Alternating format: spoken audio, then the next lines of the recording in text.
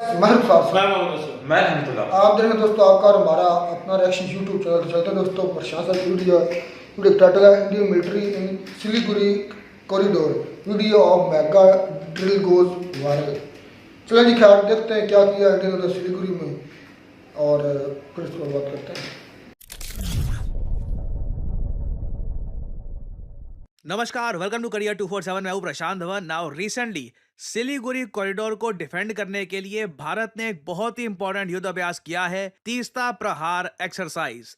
और ये एक्सरसाइज एक ऐसे टाइम में करी गई है जब भारत में लगातार हम ऐसे क्वेश्चन पूछ रहे हैं कि क्या भारत थ्री फ्रंट वॉर के लिए तैयार है। अभी रिसेंटली ऑपरेशन सिंदूर के अंडर हमने दुनिया को डेमोन्स्ट्रेट कर दिया कि पाकिस्तान से कई गुना ज्यादा कैपेबल है इंडियन मिलिट्री। और अभी तक तो हमने अपनी मिलिट्री का फुल पोटेंशियल यूज भी नहीं किया था। हमारी नेवी अभी तक एक्टिवेट हुई नहीं थी। आप इमेजिन करिए पाकिस्तान का क्या हाल करते हम लोग अगर हमारी इंडियन नेवी भी एक्टिवेट हो जाती। मगर ये टाइम प्राउड फील करने का नहीं है। भारत इस वक्त एक ग्रोइंग स्टेज पे है। हमारी स्टेट्स इतना अच्छा परफॉर्म कर रही है कि इवन अब रिसेंट न्यूज आई थी कि तमिलनाडु की जो जीडीपी है, इसने भी पूरे पाकिस्तान की जीडीपी को ओवरटेक कर लिया है। और ऐसे टाइम में मैं आपको यह बता दूं, भारत को नुकसान पहुंचाने के लिए स्कीम्स बनाई जाएगी, प्लान्स बनाए जाएंगे। जो भारत की ज्योग्राफिकल कमजोरियां है उसको भी टारगेट किया जाएगा। प्राइमरली यहां पे मैं बात करूंगा सिलीगुड़ी कॉरिडोर की, जिसको काफी बार मीडिया में चिकन्स नेक भी कहा जाता है। और ऑब्वियसली ये बात हमको पता है, मीडिया को पता है, हम लोग डिस्कस कर रहे हैं। इस चीज को लेकर मिलिट्री भी काफी कंसर्न है कि किसी दिन मान लीजिए पाकिस्तान, चाइना, बांग्लादेश तीनों फ्रंट से अगर वॉर खुल गई तो हम क्या करेंगे। उस वक्त सिलीगुड़ी कॉरिडोर को हम कैसे बचाएंगे। और उसी का जवाब है एक्सरसाइज तीस्ता प्रहार। नाउ ये युद्ध अभ्यास रिसेंटली कैसे किया गया था, इसकी इमेजेस क्या सामने आई है, ये मैं आपको दिखाना चाहता हूं।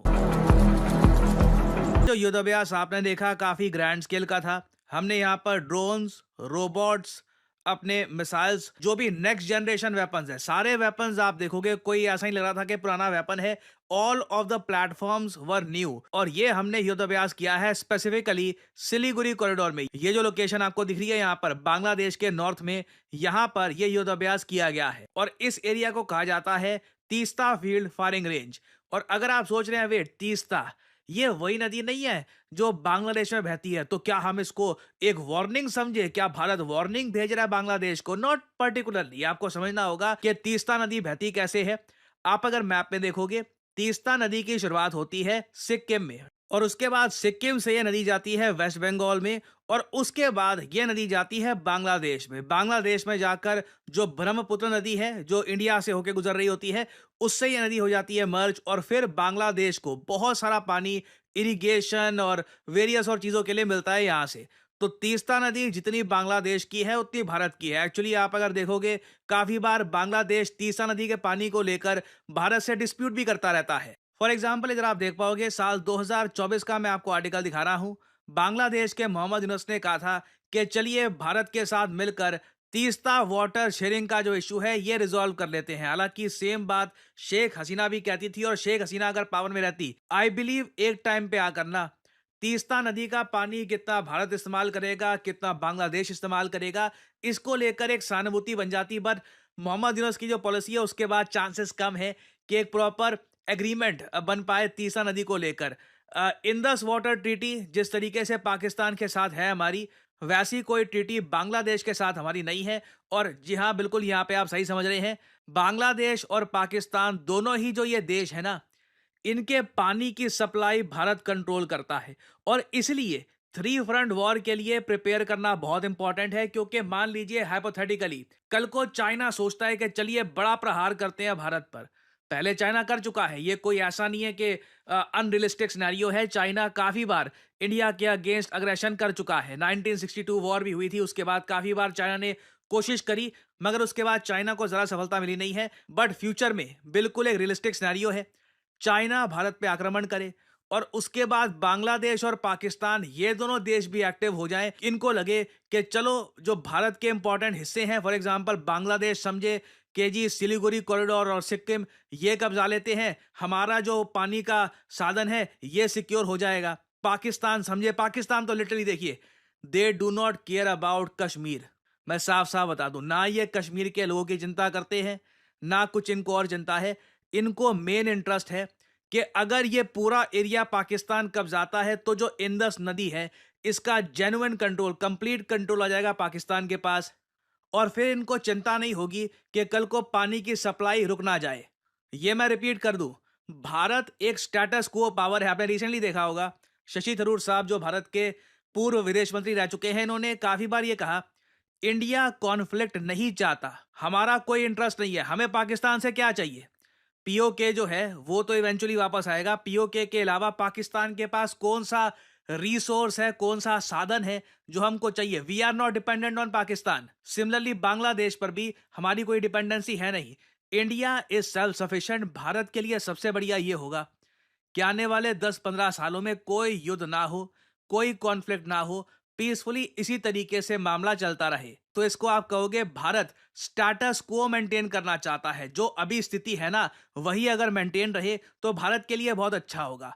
बट पाकिस्तान और बांग्लादेश ये दोनों कंट्रीज स्टेटस को तोड़ना चाहते हैं। इनके जियोपॉलिटिकल इंटरेस्ट में ये है कि भारत को नुकसान पहुंचाकर ये हमारी धरती कब्जाएं। और ऑब्वियसली इनको रोकने के लिए ही हमने ये युद्ध अभ्यास करना शुरू कर दिया है। सिलीगुड़ी कॉरिडोर को प्रोटेक्ट करना भारत के लिए बहुत ही ज्यादा इंपॉर्टेंट है, क्योंकि बांग्लादेश में आज के समय आप अगर देखो अजीब सी आवाजें उठ रही हैं। इनके फॉर्मी आर्मी जनरल्स, इनकी जनता, सब लोग चाहते हैं कि इंडिया के अगेंस्ट ना एक कुछ मिलिट्री एक्शन ये करके दिखाएं। हालांकि पाकिस्तान में जिस तरीके से रात में उजाला हुआ है वो देखकर बांग्लादेश के थोड़े बहुत जोश ठंडे हुए हैं। बट अभी भी मैं आपको बता दूं, बांग्लादेश की जो मेजॉरिटी पॉपुलेशन है it is still anti India.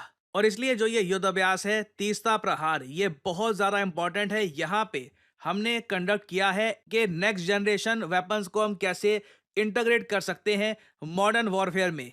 और जो टेरेन आप अगर देखोगे सिलीगुड़ी कॉरिडोर की, ये बहुत अलग है इंडिया पाकिस्तान की टेरेन से। भारत के सामने चैलेंज ये है, जो हमारी बॉर्डर लगती है पाकिस्तान के साथ, यहाँ पर टेरेन विभिन्न प्रकार की है।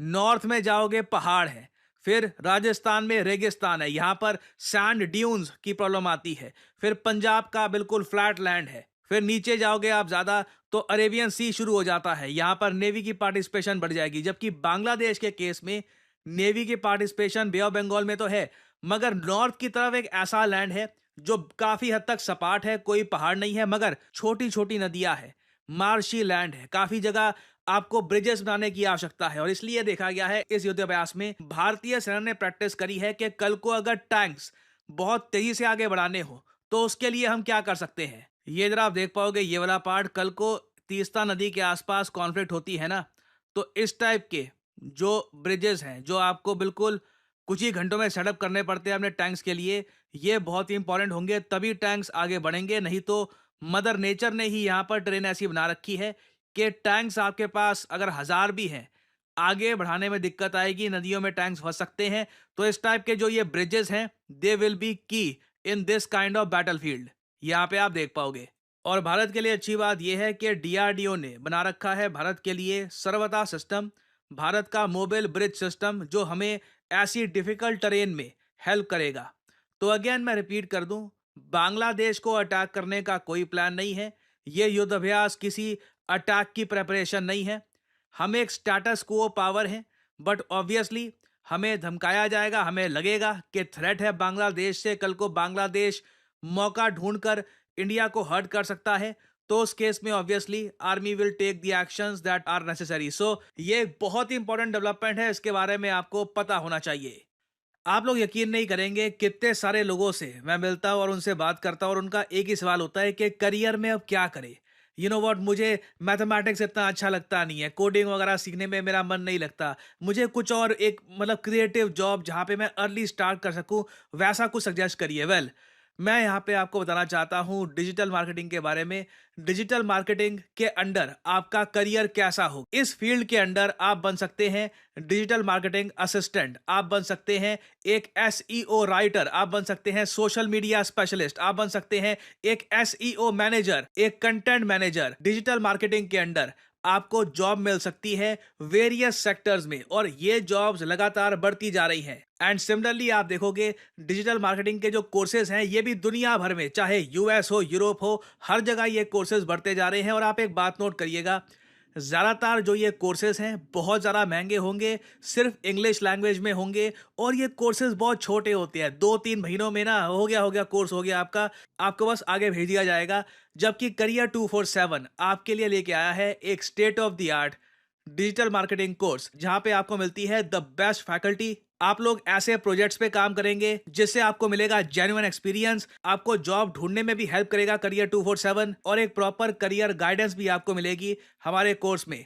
लैंग्वेज होगी इंग्लिश। कोर्स की जो वैलिडिटी है ये 1 साल की होगी। वैसे आपका कोर्स 6 महीने में खत्म हो जाएगा, आपको मिलेगा एक सर्टिफिकेट, और आप स्टार्ट कर सकते हैं अपनी journey in the world of digital marketing. आप अगर 18-19 साल के भी हैं, ग्रेजुएशन नहीं करी, तब भी you can begin your journey as a digital marketing assistant, और धीरे धीरे एक्सपीरियंस गेन करके आप अपनी लाइफ में आगे बढ़ सकते हैं। सो एनरोल करने के लिए आपको करना क्या है, सिंपली जाइए इस वीडियो के कमेंट सेक्शन में, पिन्ड कमेंट में आपको मिल जाएगा ये link, start your digital marketing. खत्म। इंडिया को 3 फ्रंट वार का सामना है कि नहीं है, लेकिन वो खुद से तैयारी कर रहे हैं। इसे कहते हैं कि मौके से पहले चौका मारना। एक होता है मौके पर चौका लगाना, ये मौके से पहले छिक्का लगा रहा है इंडिया, क्योंकि उसको पता है कल को कुछ भी हो सकता है। इसलिए उसने सिलीगुड़ी या जो चिकन नेक जिसे कहते हैं वहाँ पर कंडक्ट किया है। अगर 3 फ्रंट वार होती ना, लिटरली अगर मैं सच बोलूँ, इंडिया नहीं टिक पाएगा। अल्लाह ना करे, खुदा ना करे, इनका भगवान ऐसा ना करे कि 3 फ्रंट वार हो इंडिया की। देखिए बांग्लादेश से या पाकिस्तान से भी, साथ में चाइना से, 3 कंट्रीज अगर मिलकर हमला करते हैं, मैं कहता हूँ फिर इम्पॉसिबल सी बात है कि इंडिया सरवाइव कर पाए। इम्पॉसिबल। आपका कहने का मतलब कि इंडिया पापड़ बन जाएगा? नहीं, मैं ऐसा लफ्ज़ नहीं यूज़ करूँगा, लेकिन सामने भी देखो, सामने एक न्यूक्लियर कंट्री है, फिर वो छोड़ेगा वो भी नहीं किसी को। मैं इसलिए बात कर रहा हूँ कि फिर सर्वाइव करना बड़ा मुश्किल हो जाएगा इंडिया का। हाँ, तब भी सर्वाइव करेगा जब इंडिया न्यूक्लियर की तरफ जाएगा, तब कुछ हो सकता। चलो खैर, बात आ गई पीओ के बारे में। इवेंचुअली हम पीओ के लेंगे, ये लफ्ज़ बोले प्रशांत सर ने, इवेंचुअली हम विल आखिर भाई उनका प्लान तो 2027 तक का हमें बताया। कुछ तो इंडिया कह रहे थे 2025, लेकिन अनफॉर्चुनेटली 2025 तकरीबन आधा गुजर गया आज। हाँ, तकरीबन आधा गुजर गया, तो अभी तक तो नहीं पीओ को मिल सका। क्योंकि मैं जब याद है मुझे, आज से 2020-21 में हम जब वीडियो बनाते थे तो बड़े नीचे इंडियंस मतलब जो थे वो कहते थे कि हम 2025 तक हम डेडलाइन दे रहे हैं आपको, 2025 तक हमारा होगा पीओ के, जिसमें वो आई थिंक उनको नहीं मिला। ये अनफॉर्चुनेट ही उनके लिए। दूसरी बात, अब 2027 तक कहते हैं कि हम पीओ को ले लेंगे, तो मेरा नहीं ख्याल कि अभी तक फिर इन्होंने 2029 जो है वहाँ तक चले जाना, फिर 2035 ऐसे करते करते। प्रशांत सर इतना जरूर कहा कि इवेंचुअली हम ले लो। तो भाई वो तो बड़े समय से कह रहे हैं, ये नहीं है कि आज से कह रहे हैं, वो तो काफी सालों से कह रहे हैं कि हमने लेना है, हमने पीओ के जो है वो हथियाना है, कब्जा उस पर करना है। तो इसी तरह तो पाकिस्तान भी कह रहा है, पाकिस्तान भी काफी सालों से लगा हुआ है कि हमने जो कश्मीर है, जम्मू कश्मीर जो है, जो इंडिया के कह रहे हैं कंट्रोल में, उसको हमने लेना है। भाई एक बात तो सच है, इस पूरी वार में, पूरे सिनेरियो में इंडिया ने ठोका बड़ा है, ये सच, ये मान लो। हम फेल रहे हैं, हमारा सिस्टम। आपके इदारे कह रहे हैं कि कोई ठोका नहीं, आपकी आधे से ज्यादा जनता। मुझे हो सकता है कि हमारी एजेंसी उठा रहे, लेकिन सच यही है। सच को नहीं, सच बोलना बड़ा मुश्किल है, ये ध्यान रखना। पाकिस्तान का डिफेंस सिस्टम फ्लॉप हुआ, इंडिया ने जहाँ चाहे, जिस पॉइंट पर चाहे। इधर एक और बड़ी मसला है, मैं बड़ी चीज़ें नोट कर रहा था, इंटरेस्टिंग मेरे जहन में ये सवाल आ गया। रशिया खुलकर सामने नहीं आया, और ना ही प्यूतन का कोई इस तरह का बयान आया जिससे ये साबित होता हो कि वो इंडिया की साइड में खड़ा है। उसकी सबसे बड़ी मजबूरी है चाइना, और चाइना की मजबूरी है पाकिस्तान। इसलिए इस वार के अंदर कितना बड़ा हमला, ये छोटा मोटा हमला नहीं था। प्यूतन का तो ललकार नहीं चाहिए थी इंडिया के साथ, मतलब जिस तरह पहले होती थी। भाई ये नहीं है कि उसके रशिया के जो है इंडिया के साथ ताल्लुकात बेहतर हैं, चाइना से ज़्यादा अच्छे, लेकिन ठीक है, उनसे अच्छे होंगे ताल्लुकात इंडिया से, लेकिन दूसरी तरफ बात करता जाऊं कि पाकिस्तान के साथ भी उसने काफी मशकें वगैरह की हैं, तो इतनी ज्यादा कह लें कि पाकिस्तान के साथ उसके हालात खराब नहीं है। जब इमरान खान थे तो उस वक्त उनके बीच जो है एग्रीमेंट भी साइन होने वाला था कि पाकिस्तान जो है वो उनसे गेहूं वगैरह जो है वो खरीदेगा, और भी कह लें कि क्रूड ऑयल वगैरह जो है ना वो भी खरीदने जा रहा था।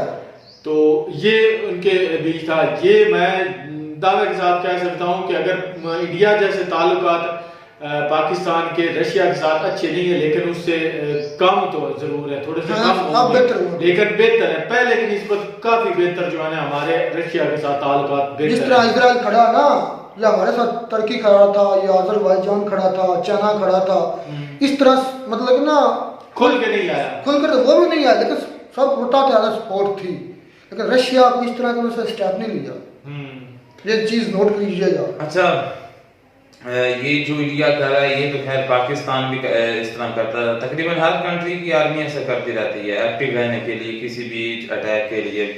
तो पाकिस्तान में तो अक्सर ये होता है कि मुख्तलिफ कंट्री की आर्मी होती हैं और वो मिलकर जो है वो इस तरह की आर्मी ड्रिल्स करती हैं, तो ज़्यादातर मैं देखा, लेकिन इंडियन आर्मी की बहुत कम मैंने इस तरह की देखी है, और ये काफ़ी टाइम के बाद मैंने ये ड्रिल देखी है। तो बात ये ड्रिल होती रहती है इंडियन आर्मी होती है, लेकिन मैं अपनी पर्सनली बात को मैंने बहुत कम देखी है, पाकिस्तान नहीं होती, पाकिस्तान की मैं ज्यादातर देखता रहता हूँ। तो बात होती है जो है ना, कोई भी कंट्री होता है वो अवाम के अदमास से जो है ना उसकी पावर होती है। जब देख लें, हालांकि हमारी कंट्री में आपको पता है, इसे छुपाने वाली कोई बात नहीं कि हमारी आर्मी के साथ जो हमारी अवाम के जो हमारे तल्लुकात थे वो बहुत ज्यादा खराब थे आपस में, इमरान खान की वजह से, PTI की वजह से।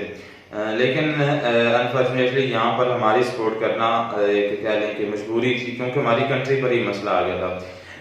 अब देखें, आप कह रहे हैं कि हमें जो है उसको मतलब कि आप इंडियन की, मैंने एक बात नोट की है कि आप सामने वाले को ना अपने लिहाज से ना मतलब कि मजाक समझते हो, या सामने वाला कंट्री की कोई हैसियत ही नहीं, कोई औकात भी नहीं है।